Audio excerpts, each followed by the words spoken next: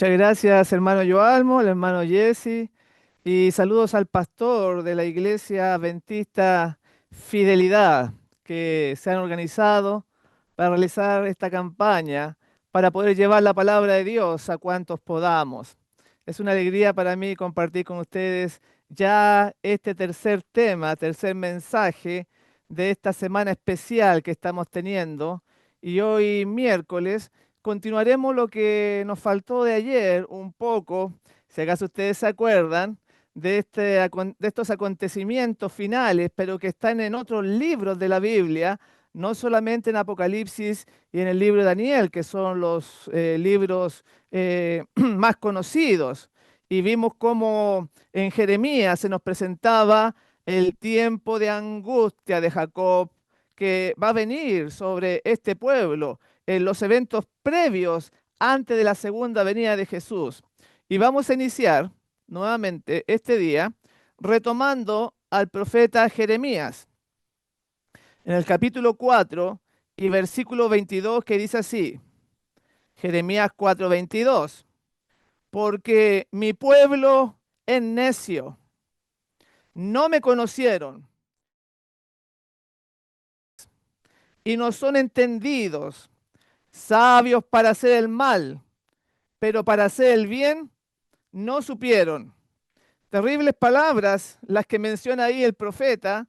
¿Será que está describiendo este tiempo actual también? O sea, siempre los eventos, aunque tuvieron un cumplimiento presente en el momento del profeta, de la vivencia del apóstol o del pastor que escribió esto, entonces siempre tienen un doble cumplimiento. Y ahí menciona que este pueblo es necio, que no conocen a Dios realmente, hijos ignorantes y que no son entendidos, pero sí saben hacer el mal.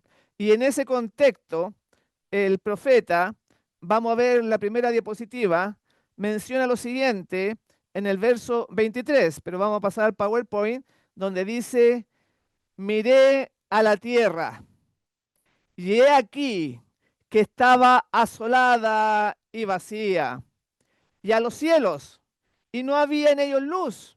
Verso 24. Miré a los montes, y he aquí que temblaban, y todos los collados fueron destruidos. Miré, y no había hombre, y todas las aves del cielo se habían ido.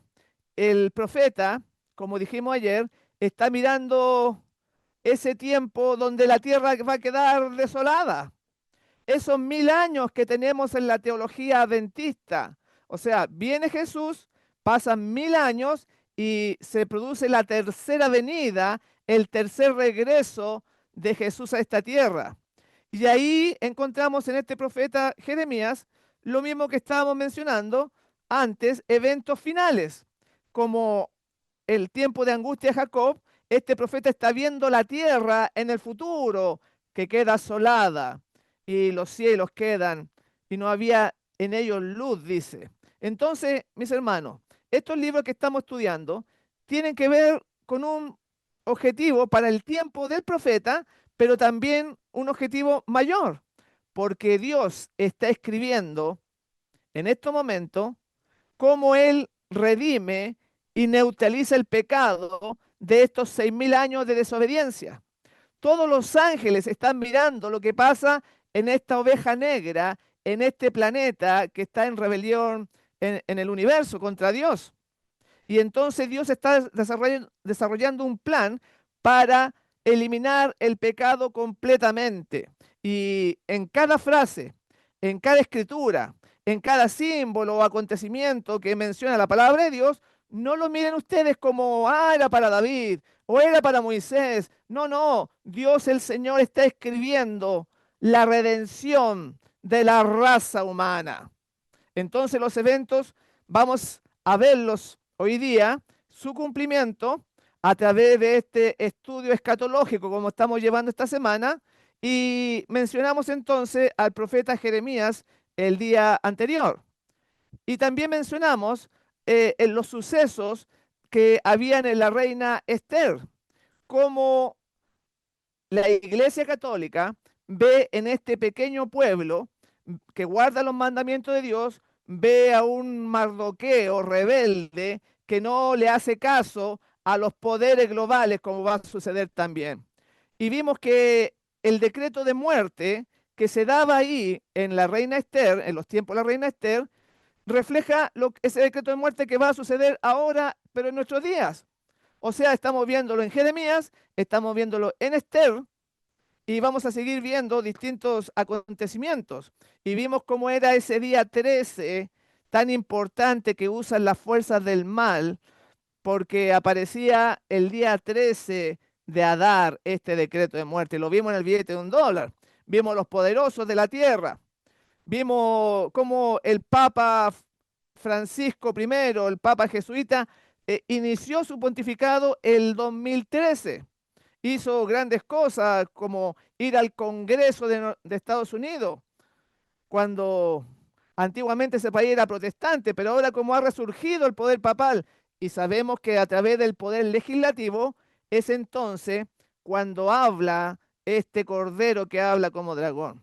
Y entonces habíamos dicho de que Amán, el enemigo del pueblo de Dios, había hecho una horca para matar, para eliminar también a Mardoqueo, junto con el decreto de muerte. Pero ¿qué pasó? Las cosas se dieron vueltas y él mismo cayó en la trampa que él le tenía al pueblo de Dios.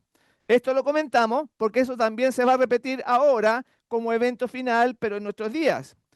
Vamos al libro de Esther entonces, en el capítulo 7, en la siguiente diapositiva, donde menciona este acontecimiento. En Esther capítulo 7, verso 10. Dice así: colgaron pues a Amán en la horca que él había preparado para Mardoqueo. Ahí estamos. Ahí estamos lo que yo estaba comentando. Saquemos la diapositiva nomás. Y entonces encontramos de que en la palabra de Dios, mis hermanos, en distintas partes encontramos hechos que siempre se van a repetir y que no hay nada nuevo bajo el sol. Eso va a ser así. Desde el momento que sale de la boca de Dios, ya es un mandamiento, es un escrito está, y no hay vuelta. Así va a ser, mis hermanos. Y entonces, esto de que Amán haya muerto en la misma horca que le había preparado para otro, lo encontramos, escuche bien, en el libro de Salmos. Vean, por favor, en el capítulo 7 vamos a darnos cuenta que ya estaba escrito, pero no en Apocalipsis, no en Daniel, sino que en el libro de los Salmos, este acontecimiento. Dice Salmos 7, versos 14 y 16. Está en la diapositiva. Si lo ponemos, seguimos con nuestra diapositiva. Y dice ahí en Salmo 7, no, la anterior a esa. Nos pasamos ahí. No, no, nos pasamos varias. Era la segunda diapositiva, me parece que era, o la tercera. Sí, la tercera. Era la tercera diapositiva. Dice así: he aquí, noten por favor, el impío concibió maldad, se preñó de iniquidad y dio a luz engaño. Pozo ha cavado y lo ha ahondado, y en el hoyo que hizo caerá. Y mire lo que dice: su iniquidad volverá sobre su cabeza y su agravio caerá sobre su propia coronilla.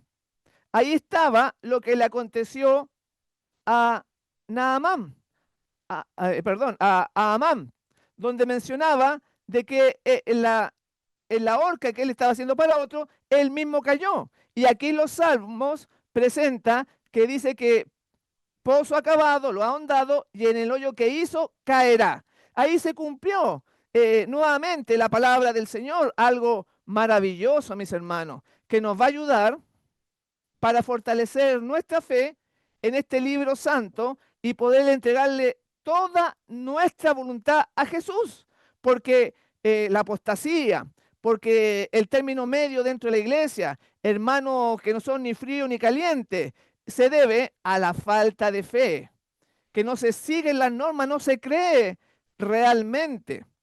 Entonces, al estudiar lo que sucede, lo que viene y cómo Dios lo muestra, nos da a nosotros el entender de que realmente Dios tiene el control de cada acto de nuestras vidas y podemos entregarle nuestro corazón, toda nuestra confianza a Él. Vimos también acerca de este poder global de Babilonia, de esta mujer ramera que estaba ahí en Apocalipsis 17, y que ahí encontramos también otro hecho que va a pasar en el tiempo del fin. Y cómo los que apoyaban a la ramera, o sea, al papado, se le van a dar vuelta y la van a dejar desolada y desnuda. Ahí tenemos otro ejemplo de que en distintas partes de la Biblia encontramos los eventos finales, este estudio escatológico que se le llama en teología. Y en Apocalipsis 17, en el verso 16, dice así. Bueno, ahí está la mujer, si pasamos la diapositiva, mientras yo leo el versículo, ahí está la mujer con la bestia sentada arriba de esta bestia. Y dice, y los 10 cuernos que viste en la bestia, esa que estamos viendo, estos aborrecerán a la ramera y la dejarán desolada y desnuda, y devorarán sus carnes y la quemarán con fuego. Entonces aquí nos presenta de que se van a dar vuelta los papeles, los que apoyaban a este poder inicuo, en este caso, los reinos de la tierra, los reyes de la tierra se les van a dar vuelta, así como vimos el caso de la antigüedad de Jezabel, que los mismos eunucos la arrojaron del segundo piso y se estrelló en el suelo por orden de Jehú. Y ahora encontramos en el Apocalipsis que esta mujer también va a caer, porque está tomando del antiguo para darnos mayores verdades en el Nuevo Testamento. Y ahí menciona de que se van a dar vuelta los mismos que la apoyaban, estos mercaderes de la tierra. Y eso va a pasar también exactamente lo mismo en el tiempo del fin con aquellos pastores, con aquellos predicadores, con aquellos hermanos que enseñan, como está pasando hoy en día, pero que no fueron santificados por la verdad. Ellos se van a unir y van a pedir la cabeza del pueblo de Dios. Ellos se van a unir en contra de sus antiguos hermanos. Terrible, mis hermanos, se van a dar vuelta, como está presentado aquí, que los que apoyaban a la ramera se le dieron vuelta y la atacaron. Pasemos entonces a la siguiente diapositiva. Ahí sí, vean por favor, y todos los predicadores, todos los que enseñan, considere, por favor, lo que dice aquí el conflicto de los siglos en la página 680, donde dice lo siguiente: los impíos se volverán contra los falsos pastores que los han engañado. Escuchen bien los predicadores. Los impíos se volverán contra los falsos pastores que los han engañado y exigirán de ellos una rendición de cuentas, los mismos que fueron los instrumentos de Satanás para engañar a otros, ahora son objeto de la furia de aquellos que los han seguido. Terrible, mi hermano, esta cita. Y ese va en una severa amonestación contra aquellos que rebajan la norma, contra aquellos que ocultan la verdad, porque la verdad nunca ha sido popular. Y tengan en cuenta ustedes a Noé, porque Noé predicó con el poder, el pregonero de justicia, dice la Biblia, y muy poca gente lo escuchó. Se salvaron solamente 8. Y muchas veces por tener más personas en la iglesia, sentirse que están creciendo, pero se rebaja la norma. Entonces yo no quisiera, mi hermano, como dice acá, que yo fuera uno de estos pastores que engañan a la gente, porque al fin y al cabo, los hermanitos que se pierden van a exigir, van a pedir rendición de cuenta, y dice que van a ser aquellos de la furia, ellos van a tener furia contra aquellos que provocaron su perdición porque no le enseñaron correctamente. Esos son los tiempos que estamos viviendo, mis hermanos. Se van a dar vuelta a los que antes estaban de parte de la verdad. Y ahora vamos a ir, después de estos ejemplos que hemos dado, que no alcanzamos a terminar, vamos a empezar ahora otros ejemplos. Y como recién mencioné, los tiempos del diluvio nos hablan de sucesos escatológicos. Sodoma y Gomorra tiene acontecimientos que muchas veces nos enseñan. La destrucción de Jerusalén, por ejemplo, también. Ahí tenemos tiempos, tenemos actos, porque la destrucción de Jerusalén representa la destrucción del mundo. Lo mismo que también lo que pasó con Jonás, también esos 40 años, que la gente se arrepintió, pero al final le llegó el castigo allá en Nínive. Todos esos eventos no es solamente una historia, son cumplimientos escatológicos que nos hablan del tiempo final. Así que vamos a ir analizando punto tras punto. Claro, no vamos a alcanzar a tocar todo en estos 4 días, que se nos van a hacer muy poco. Pero ustedes tienen, por ejemplo, los años sabáticos también, el descanso de la tierra, los jubileos, las 7 vueltas a Jericó. Hay tantos eventos en la Biblia que nos enseñan que, por ejemplo, Jesús avisó 7 veces en su evangelio que Jerusalén iba a ser destruida. Todo eso va en forma exacta. Mensajes grandes que Dios quiere para nuestro tiempo. Pero vamos a tocar, aunque sea un poco, lo que es el diluvio y las situaciones que nos muestran el tiempo del fin ahí. En Génesis capítulo 7, versículo 1 va a ser el texto que dice: dijo luego Jehová a Noé, entra tú y toda tu casa en el arca, porque a ti he visto justo delante de mí en esta generación. Y ahí Noé se le habla de que él fue un hombre justo. Y ahora tú tienes que saber bíblicamente, no lo que dicen los pastores famosos que predican en estadios llenos.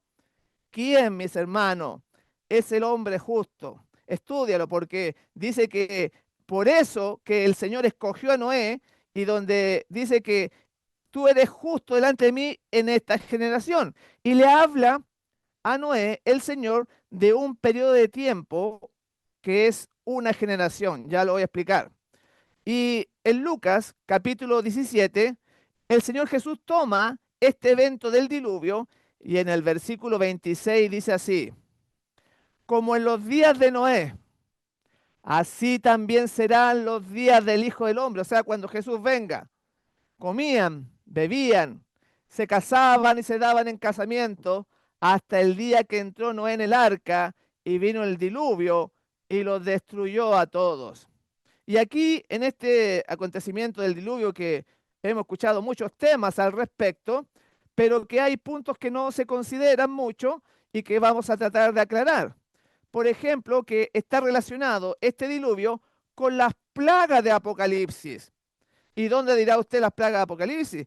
Bueno, ahí donde dice que el arca, que las aguas, en Génesis 7:24, dice que y prevalecieron las aguas sobre la tierra 150 días. Y ahí nos habla un periodo de tiempo que soportó Noé en el arca hasta antes que el arca se posara en tierra. También lo podemos ver en Génesis 8:3, que nos menciona exactamente lo mismo. En Génesis capítulo 8, versículo 3, que dice, y las aguas decrecían gradualmente de sobre la tierra, y se retiraron las aguas al cabo de 150 días. Ahí tenemos nuevamente ese periodo. Si pasamos a la siguiente diapositiva, nos muestra que el agua empieza a decaer. Y esos 150 días que menciona ahí la palabra de Dios son en realidad 5 meses. Y esos 5 meses, ese periodo que estuvo Noé que soportar hasta que las aguas bajaran, es el mismo periodo que aparece en el libro de Apocalipsis, en el capítulo 9, pero hablando de la quinta trompeta. Noten por favor los alcances que estamos haciendo, porque en esa quinta trompeta se describe como una plaga de langosta y que dura, que causa tormento, que dura 150 días o 5 meses. Lo encontramos en Apocalipsis 9:5. Pasemos a la siguiente diapositiva porque ahí está. En la siguiente diapositiva dice, y le fue concedido, noten, en estas trompetas, en este, claro, sí, porque son eh, avisos de que el fin de la gracia va a terminar, se va a estremecer al mundo y que también son plagas, porque es tremendo lo que sale ahí. Bueno, leamos lo que dice Apocalipsis 9:5. Dice así, y le fue concedido que no los matasen a los hombres, sino que los atormentasen por 5 meses, o sea, el mismo periodo del diluvio, 150 días. Ahora pasemos a la siguiente diapositiva. En el versículo 10 ratifica exactamente lo mismo. Vean que todo es bíblico lo que estamos presentando. Dice así, y tienen colas semejantes a escorpiones y también aguijones, y en sus colas tienen poder para dañar a los hombres durante 5 meses. Aquí vemos una relación entre el diluvio y las trompetas, porque los detalles que ahí muestra estos 5 meses, muestra los 7 días que esperó Noé antes de que lloviese, y que la puerta del arca se cerró antes, representando que el tiempo de gracia se va a cerrar antes de la segunda venida. Todo ese papel escatológico que nosotros presentamos como adventistas del séptimo día. Entonces, en los eventos tanto del diluvio, de la destrucción de Sodoma y Gomorra, la destrucción de Nínive, la primera destrucción de Jerusalén, la segunda destrucción de Jerusalén, en cada acto, en cada evento, Dios nos está preparando nuestros corazones para la última generación y que realmente tenga una fe potente en el Señor Jesús, que podamos entregarle nuestra vida a Él de corazón, que le podamos creer en otras palabras. Y vamos a ver otro detalle de este diluvio que nos habla de los eventos finales. Y se encuentra en Génesis capítulo 8, versículos 3 y 4. ¿Qué dice ahí? Dice en el versículo 3, y las aguas, hablando de este diluvio, decrecían gradualmente de sobre la tierra y se retiraron las aguas al cabo de 150 días. Eso es lo que vimos recién. Pasemos a la siguiente diapositiva. En el versículo 4 sigue diciendo, y reposó el arca en el mes séptimo, a los 17 días del mes, sobre los montes de Ararat. Si hay algún hermano estudioso por acá, podrá pensar en ese tiempo que habla la Biblia, que reposó el arca en el mes séptimo, a los 17 días del mes.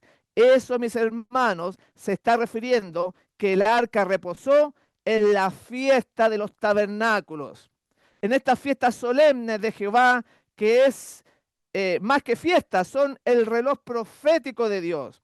Esta fiesta de los tabernáculos se celebra desde el mes séptimo, como dice ahí, pero desde el día 15 al día 22. Ahí está ese periodo que Dios dejó de esta fiesta solemne. Y dice que el arca reposó a los 17 días, o sea, estaba en la fiesta de los tabernáculos. Y que marca la fiesta de los tabernáculos es la última fiesta. Bueno, para los que no se acuerdan, los que no dominan el tema, vamos a explicar un poquito esto de los tabernáculos, que se refiere porque el pueblo de Israel, cuando sale libre de Egipto por el poder de Dios a través de Moisés, entonces ellos salen al desierto y habitan el tabernáculo, quedan libres por fin. Por eso que es la última fiesta que representa, escuche bien, la segunda venida de Jesús, porque es la última. Y lo digo sin temor, porque hasta el pastor Ball menciona lo mismo. Jesús va a venir en una fiesta de los tabernáculos. ¿Y qué decía la cita anterior? Que si los pastores le ocultan, lo engañan a las personas, los mismos hermanos que me están escuchando me van a caer encima algún día. Entonces, tengo que decirles la verdad, pero se la estoy dando con el espíritu de profecía, con la Biblia, y miren ahora, consideren los estudiosos que están escuchando, los estudiosos de la palabra del Señor, consideren esta cita que está en el libro Conflicto de los Siglos, en la página 451, hablando de las fiestas solemnes de Jehová. Escuche bien y medítela, por favor. Dice, asimismo, los símbolos que se refieren al segundo advenimiento deben cumplirse en el tiempo indicado por el ritual simbólico. Tremenda cita. El ritual simbólico se refiere a la Pascua, a los panes sin levadura, a la fiesta solemne del Señor, a eso se está refiriendo. A las primicias, las Pentecostés, trompeta, día de la expiación y la última de las 7 fiestas a los tabernáculos. Y aquí dice la mensaje del Señor, no lo digo yo. Dice así, asimismo, los símbolos que se refieren al segundo advenimiento deben cumplirse en el tiempo indicado por el ritual simbólico. Si usted, mi hermano, cree en la palabra de Dios, si usted cree en Elena G. de White, ¿no es cierto? Que lo que está mencionando ella es tremendo. Pasemos a la siguiente, para que le quede más claro el tema de las fiestas. A ver si me faltó una, donde habla de las fiestas que están en orden ahí, la anterior a esa. Esa misma, gracias. Ahí lo tenemos. Esto que está estructurado sale en el libro de Levíticos, capítulo 23 y en número 28. No tengo tiempo para explicar todo eso, porque yo tengo una serie de 8 temas de 10 horas analizando cada fiesta. Pero dice la cita que recién mencionamos, si usted le cree al linaje de White, que es enviada de Dios, todo adventista debería creer entonces si realmente es adventista, porque ella tiene mucho que ver con la fundación de esta iglesia bendita, la verdadera iglesia bendita del séptimo día. Por eso que yo le creo al espíritu de profecía. Entonces, ¿cuáles son las fiestas que tienen que ver con el segundo advenimiento? La número 4 que aparece ahí, el Pentecostés, porque ese derramamiento del Espíritu Santo se va a volver a producir. La 5, la fiesta de las trompetas. La 6, el día de la expiación. Y la número 7, los tabernáculos. Esas son las últimas 4 fiestas, son las que se refiere ella, que tienen que ver con el segundo advenimiento. Tremendo lo que es este asunto de la fiesta. Y que también este tabernáculo nos presenta ahí en el libro de Zacarías. Como también ahí encontramos eventos finales, encontramos situaciones escatológicas, porque en Zacarías 14 nos habla de la fiesta de los tabernáculos cuando descienda. Escuche bien, la nueva Jerusalén, cuando descienda como una esposa ataviada para su marido. Él dice que Jesús va a descender, va a poner un pie en el monte de los olivos. El monte con el poder de Dios se va a partir y va a descender la santa ciudad. Y en Zacarías 14 dice que lo va a hacer en la fiesta de los tabernáculos. O sea, van a pasar exactamente 1000 años para que se produzca esta tercera venida. Entonces, este hecho de que el arca haya descendido en el mes séptimo, en el día 17, en la fiesta de los tabernáculos, está mostrando el fin de la travesía. La familia humana se salvó. El Señor hizo cuenta con el mundo. Y entonces está representando también esa segunda venida. Por eso que el Señor Jesús decía, como fue en los días de Noé, así también serán los días del Hijo del Hombre. Mis hermanos, con todas las características, con todos los detalles, solamente que muchas veces no se estudian, no se enseñan.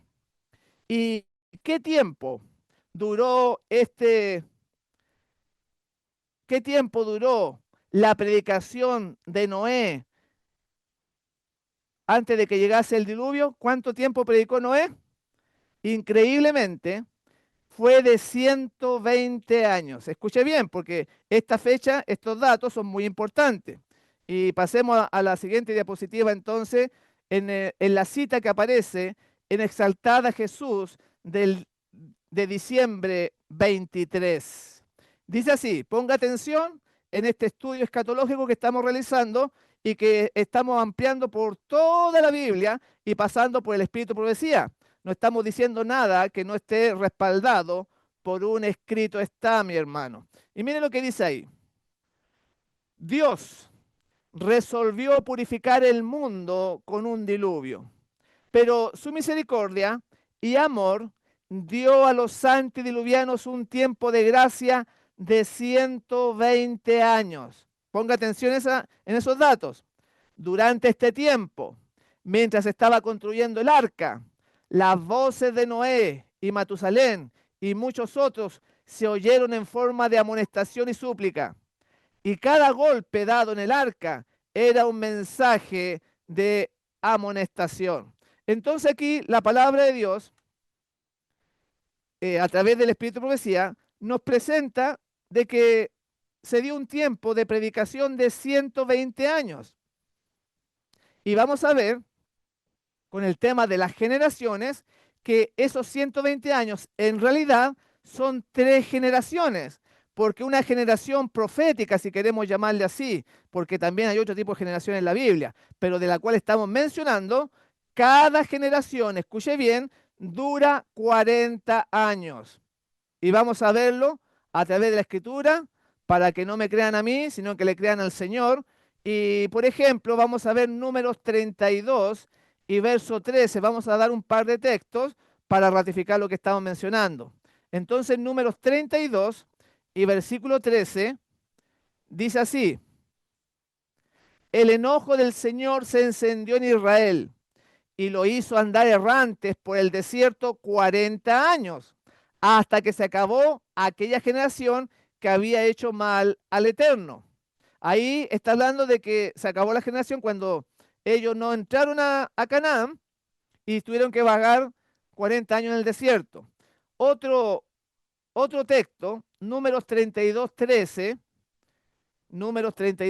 ahora, para ratificar el tema de las generaciones, dice, ni un solo hombre de esta mala generación verá esa buena tierra que juré dar a vuestros padres. Números 32:13. Bueno, y la que queda más clara, la cita que se queda más clara, es la que dijo el Señor Jesús, la que usamos el primer día. Sale en Mateo 24:34. Yo estoy usando la versión Reina Valera del 60. Entonces dice ahí Mateo 24:34, de cierto os digo que no pasará esta generación hasta que todo esto acontezca. Cuando el Señor Jesús dijo esto, estaba muy próximo ya a la crucifixión, estaba muy próximo ya a morir. Entonces dice que no va a pasar esta generación hasta que todo esto acontezca, hablando de la destrucción de Jerusalén, hablando de los sucesos finales, los acontecimientos, las señales de Mateo 24, cuando él empieza a explicar todo eso. ¿Y cuándo se cumplió? En el año 70 de nuestra era. O sea, del año 31 hasta el año 70 hay exactamente 40 años. Pasemos a la siguiente, por favor. La siguiente diapositiva.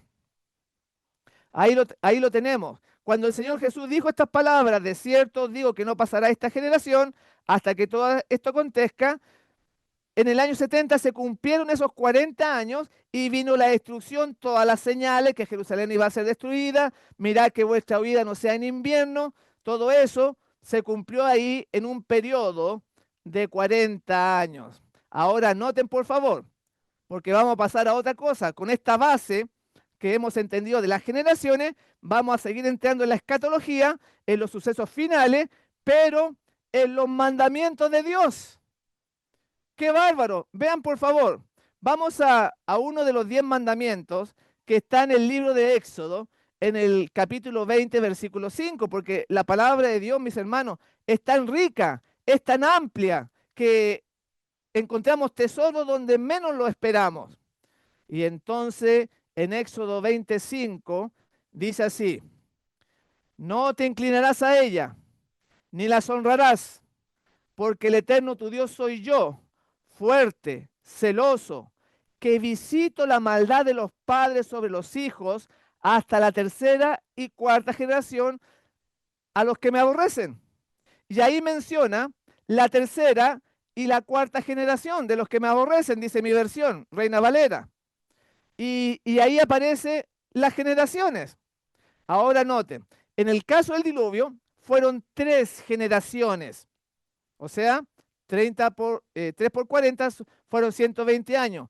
Lo mismo que tenemos, y vino el castigo se le dio ese tiempo de gracia y Dios los visitó y castigó a los antidiluvianos. También lo encontramos este periodo de 120 años en la vida de Moisés. Ya él muere en la frontera a Canaán y, y los 120 años de la vida de Moisés era el periodo de gracia o de perdón para los cananeos para que se arrepintiesen, porque muere Moisés y entonces entra Josué y hace las guerras ahí a los cananeos, ya se le había al amorreo, a esas personas que vivían ahí. ¿Dónde dice que Moisés tenía 120 años? Deuteronomio 34 y versículo 7. Ahí en Deuteronomio 34, 7 dice, y era Moisés de edad de 120 años cuando murió.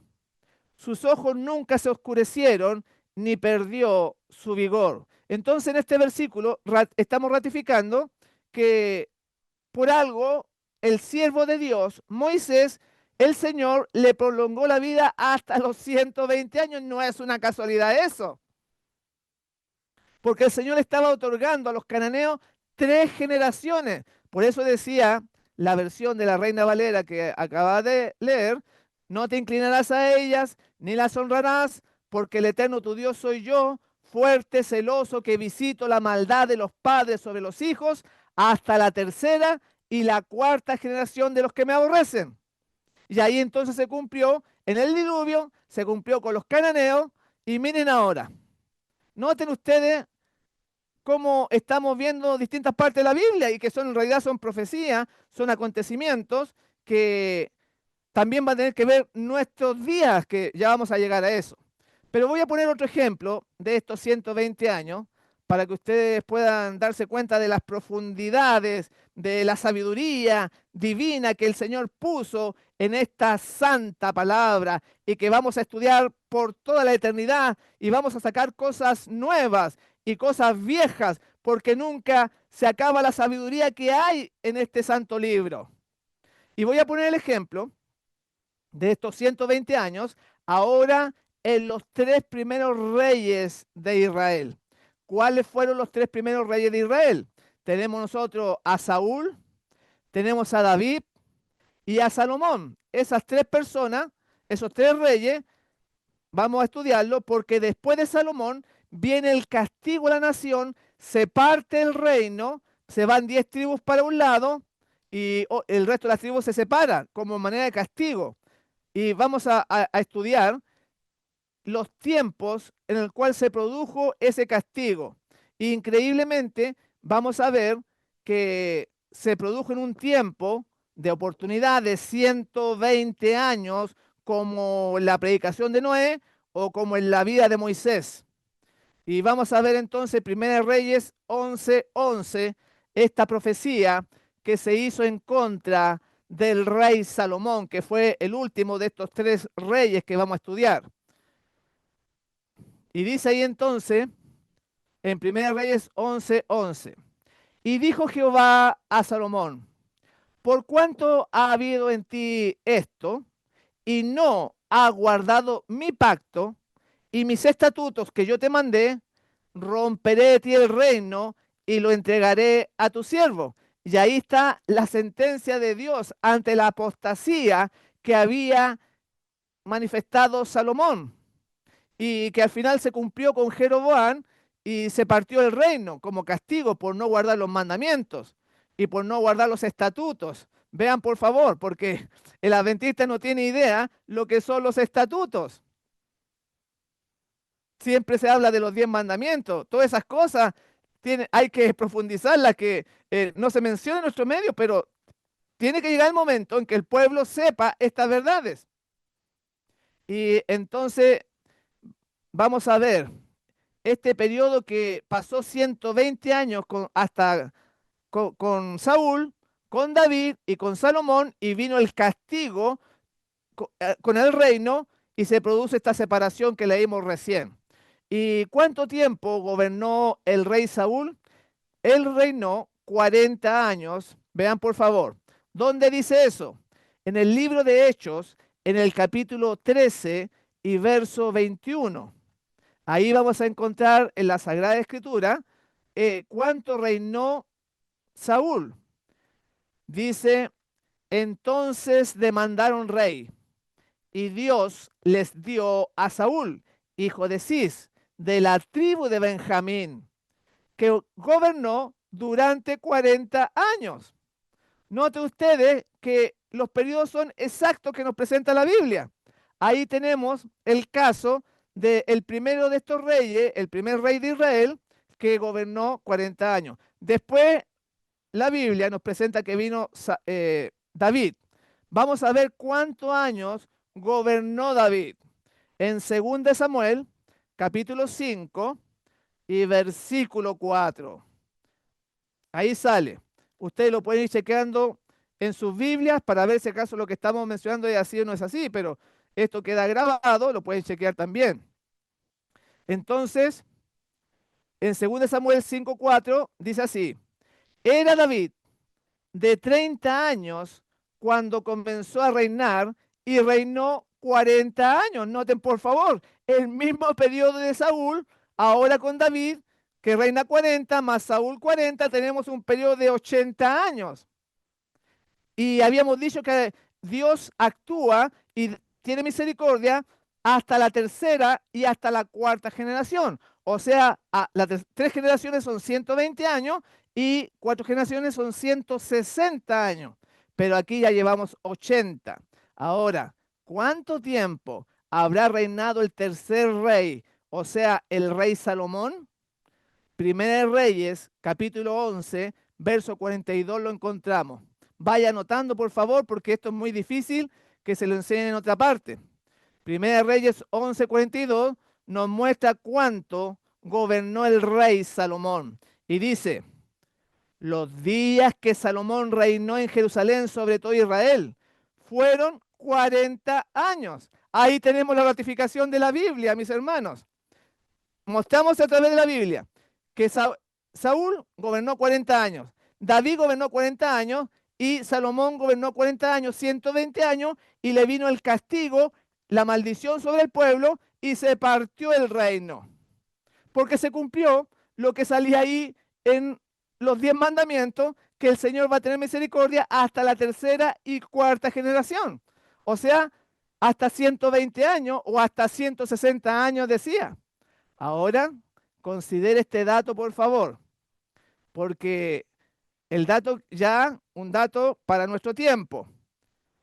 En el año 2004, escuche bien, el 26 de diciembre se produjo el gran tsunami que mató a más de 200.000 personas. Escuche lo que le estoy diciendo. El 26 de diciembre del año 2004. ¿Por qué estoy mencionando este acontecimiento mundial? Porque el 26 de diciembre del año 1844, cuando este pueblo surge en la profecía, este pueblo adventista del séptimo día, el Señor le dio a Elena de G. de Huay la primera visión el 26 de diciembre del año 1844. Si usted saca las cuentas, hasta de 1844 hasta el año 2004 que se produjo este tsunami que afectó a más de 10 países, se estaban cumpliendo 4 generaciones, o sea, 160 años. Qué bárbaro, mi hermano. Medítelo, analícelo, porque 1844 es un año muy importante. Y de ahí se cuenta, podemos contar estas 4 generaciones, 160 años. O sea, estamos viviendo la quinta generación. ¡Qué bárbaro! Porque el Señor Jesús dijo, si en Tiro y en Sidón, si hubiera tenido la luz que se dio a Israel, ellos no hubieran perecido. Miren, a los antediluvianos se le dio 3 generaciones, pero solo se nos han dado 4 y ahora vamos en la quinta. Mayor condenación vamos a tener si no nos arrepentimos de nuestra vida, de ofender a Dios, de pecar, de pasar a llevar su ley, su santa palabra. Considere los tiempos finales que estamos viviendo. Estamos teniendo un tiempo de gracia. Pasemos la diapositiva, por favor. Estamos viviendo un tiempo extra. Y ahí está la noticia, usted lo puede chequear. El tsunami del año 2004, el más devastador de la historia, 200.000 personas. Sigamos, por favor. Y ahí murieron miles y miles de personas que no se ha repetido hasta el día de hoy. Siga, por favor.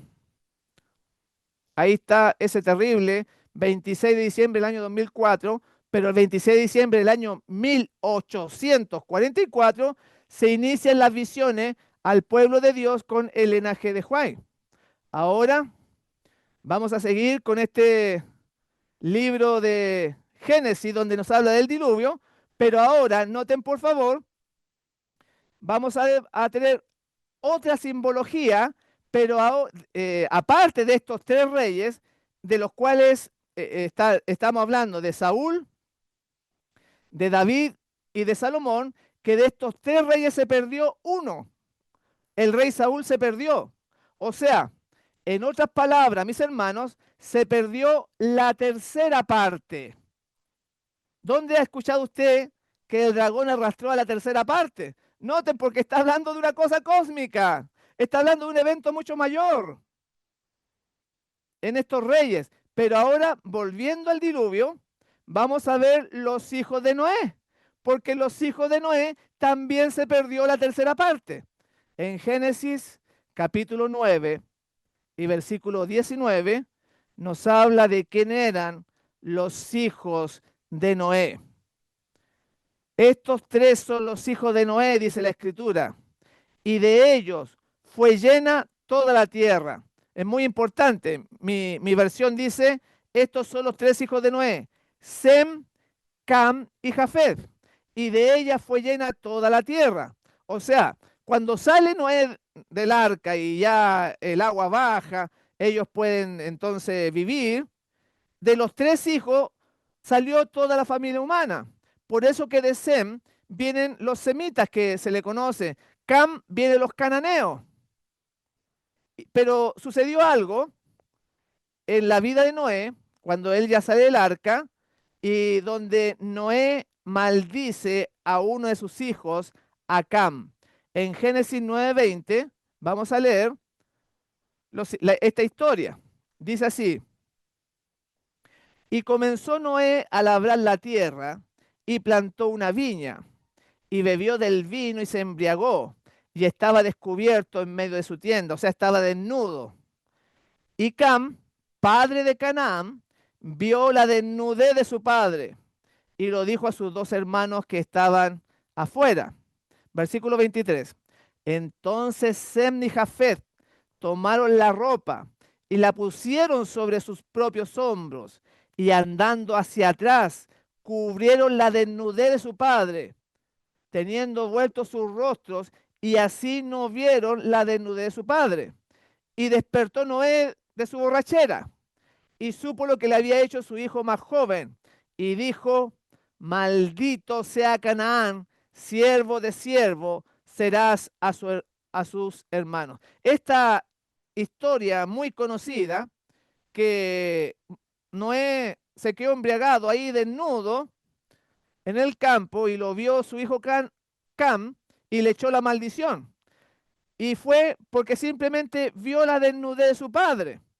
Esto es así, mis hermanos, no tiene otra interpretación, porque yo he escuchado predicadores del sábado por la mañana que dicen que Cam violó a Noé. Nada que ver.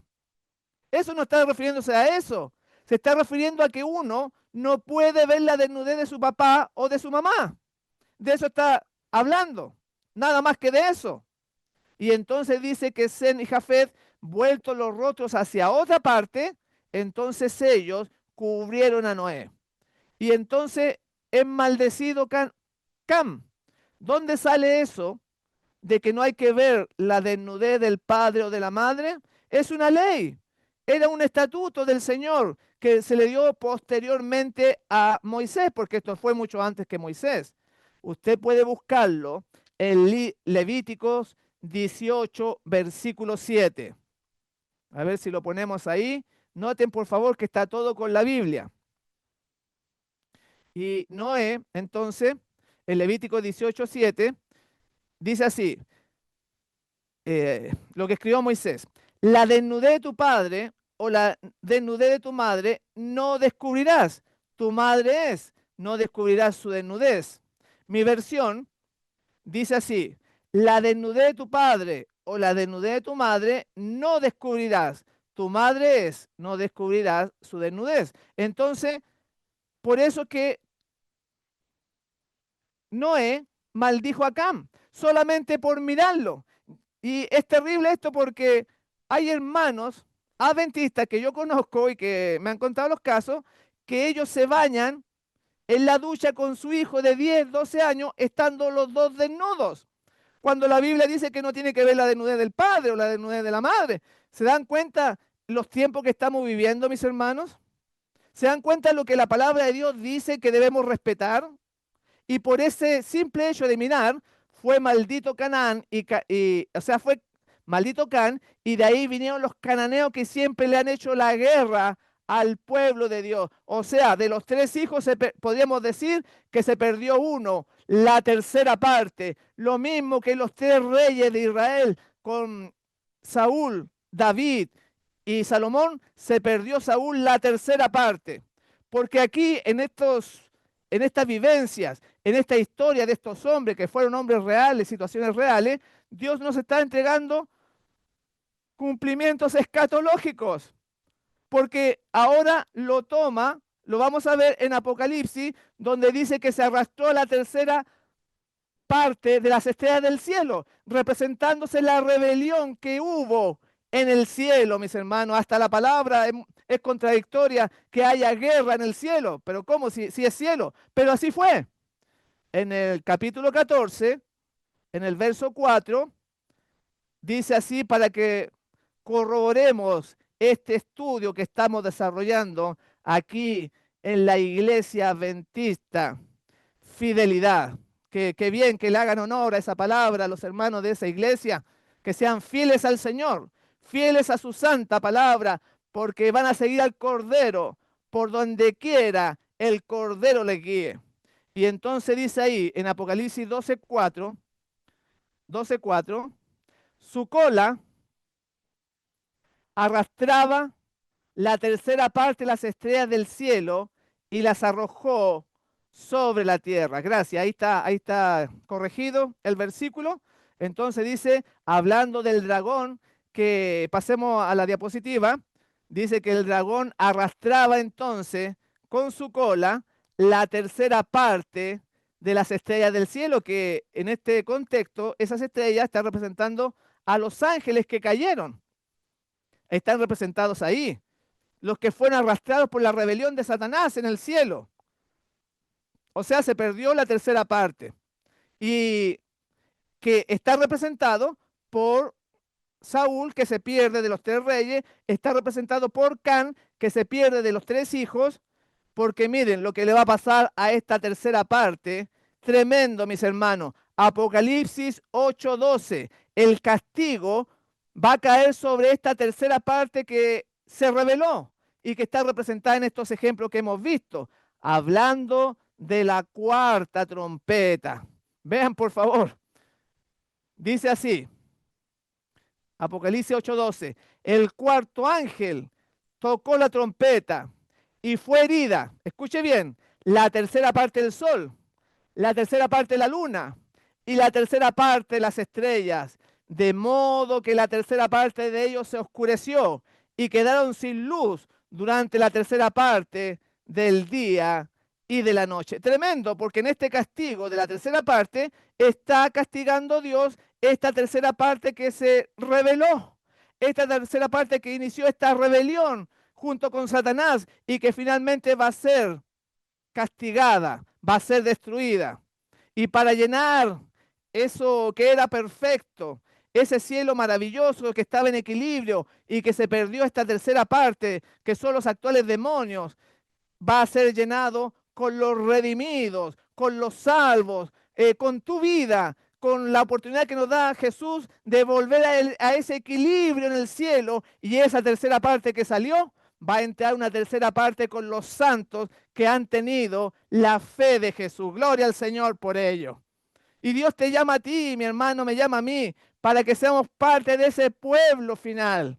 Nos queda mucho todavía, pero ya la hora ha avanzado. Entonces quizás tú ahora entiendes un poquito más lo que quiso decir el Señor Jesús cuando dijo, como fue en los días de Noé, así también será la venida del Hijo del Hombre. Gloria al Señor. Están todas las características, todos los detalles en la Escritura para este gran acontecimiento que es el inevitable triunfo final del regreso de nuestro Señor Jesús en gloria y majestad. Y Dios te llama para ser su pueblo, mi hermano. Gloria a Dios. Yo estoy muy agradecido del Señor, agradecido de la Iglesia Adventista Fidelidad por esta oportunidad.